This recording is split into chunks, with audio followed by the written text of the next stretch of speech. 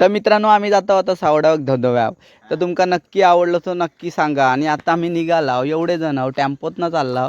तर जेवढे भरलाव तेवढे भरलाव आणि बाकीचे राहिले कारण एवढीच जागा होती टेम्पोतनं. आता आम्ही पुढे चाललो आणि ह्यो राजापूर जैतापूर रोड मस्त सुसाट चालला हो. रस्तो तर खाली दिसत होतो आणि यश पण येऊक होतो तयार पण त्याला जागा नाही भेटली विचारो घरीच राहिलो. आता पुढे पुढे गेला आणि तर मित्रांनो आम्ही पोचलो सावडा धबधबा आणि खूप सुंदर असा दिसत होता बाहेरून.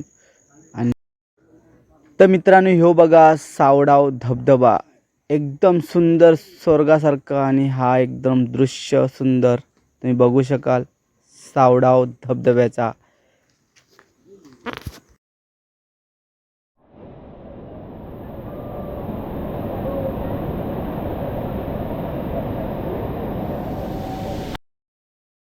तर पोर काय ऐकूक तयार नाही. जो तो खाली उडी टाकत होतो आणि सगळे पोर नुसते मजाच मजा करत होते कारण असे जेलमधनं सुटल्यासारखे करत होते कारण पाणी एकदम गारगार असून सुद्धा असे उडी टाकत होते.